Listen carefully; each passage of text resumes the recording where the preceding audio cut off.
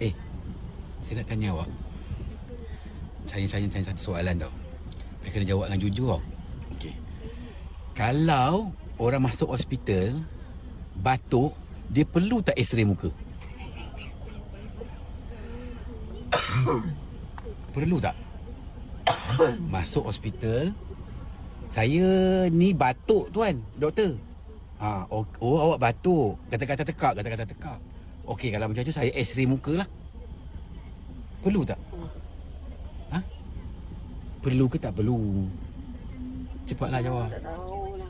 Ha? Apa mengena batuk dengan isteri muka apa aku tak faham.